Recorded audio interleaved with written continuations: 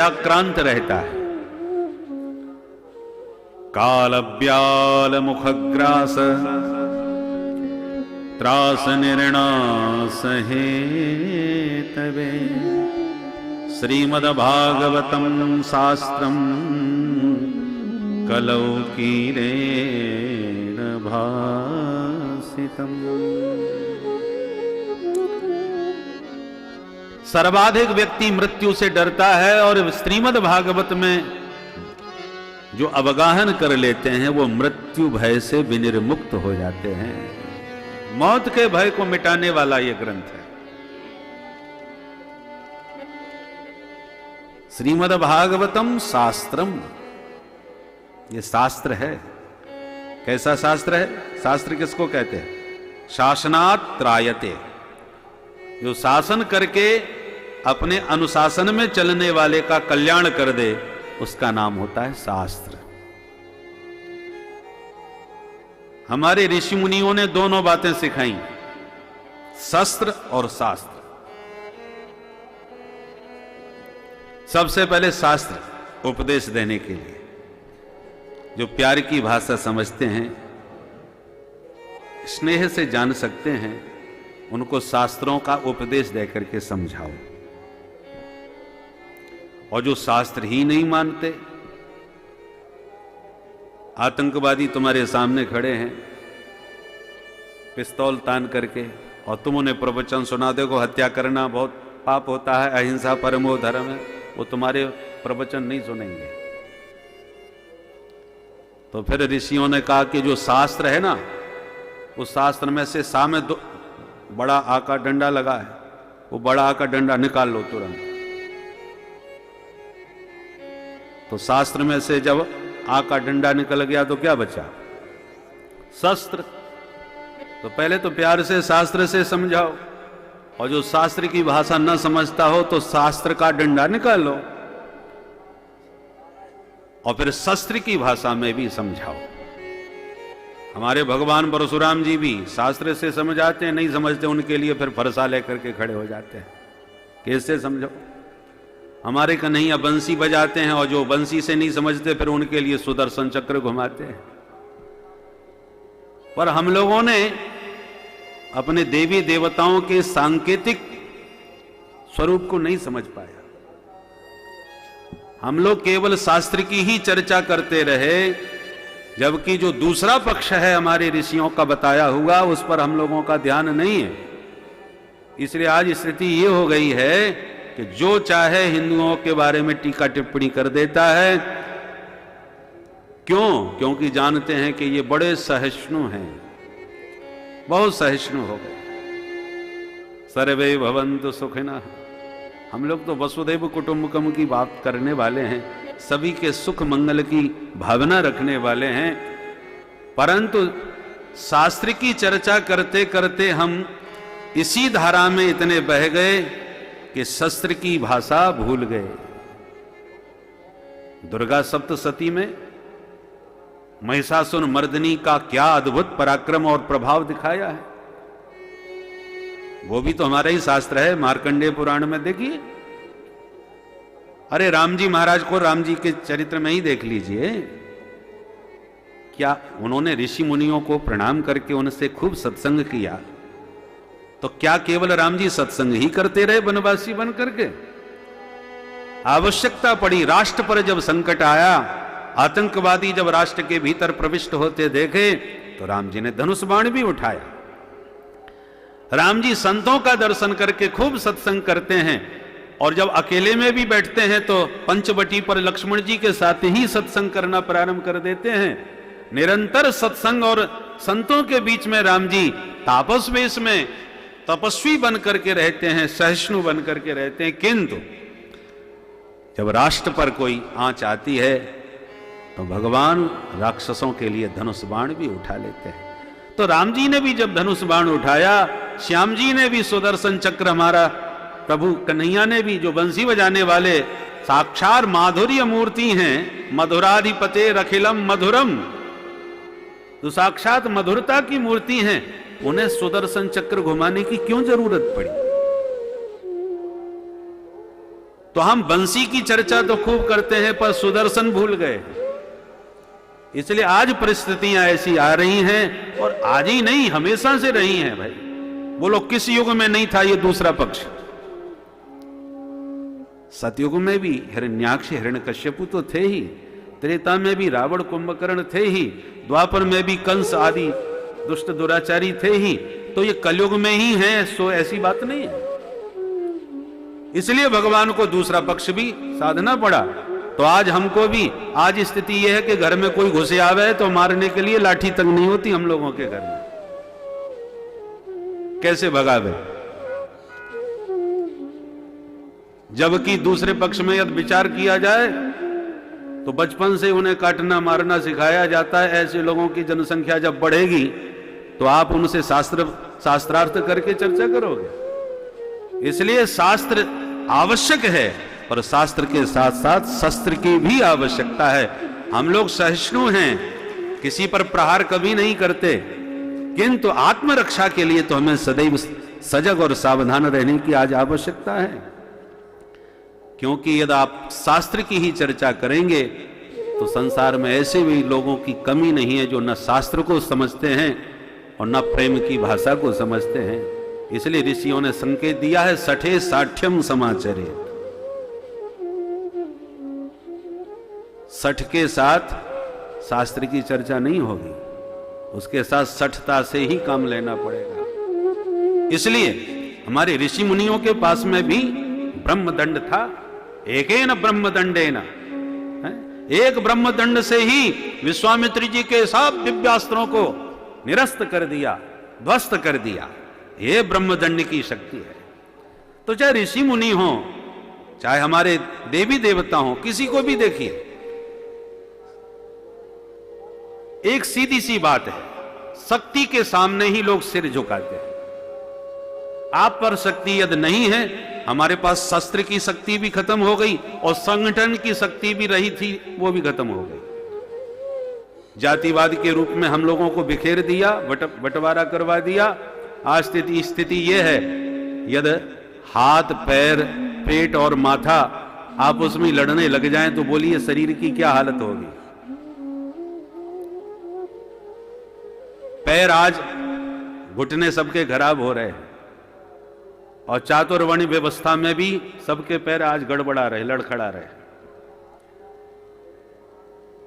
कल अवधूत जी महाराज बता रहे थे कि माल तो खूब खा रहे हो, मुख तो छान रहा है, माल छान रहा है, परंतु मान केवल मुंह अपने तक थोड़ी रखता है, पेट को देता है। और माल कब खाओगे? जब हाथ खिलाएंगे। हाथों की भी आवश्यकता है, हाथों के बिना मुख में भोजन कैसे जाएगा? पर भोजन मुंह में ही थोड़ी धरा रहेगा, भोजन पेट में पहुंचता है। पेट अपने पास ही नहीं रखता, वो भी बंटवारा करके उसके रस को पूरे शरीर में संचरित करता है। ये शारीरिक संरचना के अनुसार ही हमारी वर्ण व्यवस्था की संरचना है। पैर लड़खड़ा जाएंगे तो भी जीवन लड़खड़ा जाएगा, पंगु हो जाएंगे। तो संगठन बल भी हमारा शिथिल हो गया, शस्त्र भी हम भूल गए। ऐसी स्थिति में आत्मरक्षा या धर्म रक्षा का प्रश्न आएगा तो हम क्या कर सकते हैं? इसलिए श्रीमद्भागवतम शास्त्रम कलौकीरेण भासितम। ये श्रीमद्भागवत शास्त्र है जो सत्संगी पुरुष हैं उनका शासन करता है उपदेश दे करके।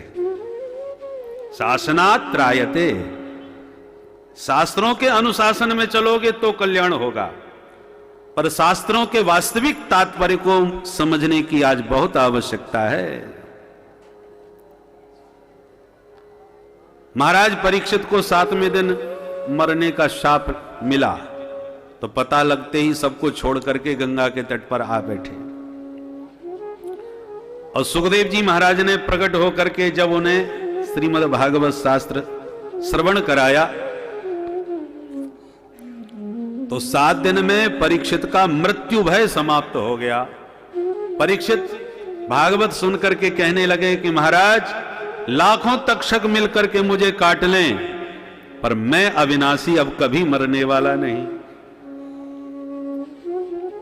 यह सुनकर के सुखदेव जी गदगद हो। राज्ञो मोक्षम तथा वीक्ष्य पुरा धातापि विस्मितः।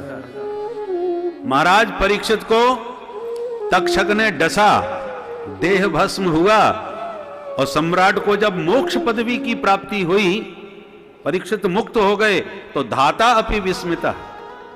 ब्रह्मा जी भी हैरान आश्चर्यचकित हो गए कि शापित होकर के भी परीक्षित मुक्त कैसे हो गया। पता चला कि यह चमत्कार श्रीमद् भागवत से हुआ। तो विधाता तो वेदों के ज्ञाता हैं। तुरंत सत्यलोके तुलाम बद्ध्वा तोलयत् साधनान्यजः।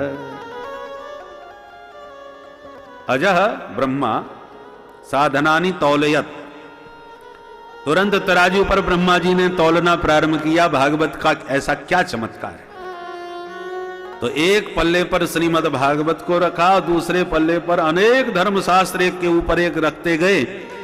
पर लघुन्यन्यानि जातानि गौरवेण इदं महत् तदा ऋषिगणाः सर्वे विस्मयं परमं ययो। अन्यानि लघूनि जातानि। श्रीमद् भागवत की गरिमा के सामने सारे धर्मशास्त्र हल्के पड़ गए, छोटे हो गए। तो ब्रह्मा जी ने क्या तराजू पर तौला होगा। ये पुराणों की बड़ी सांकेतिक भाषा भी होती है।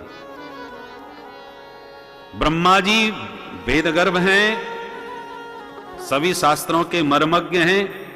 तौलने का मतलब है उन्होंने तुलनात्मक अध्ययन करके देखा, और श्रीमद् भागवत की तुलना में जितने भी अन्य धर्मशास्त्र थे उन सबको हल्का पाया, छोटा पाया।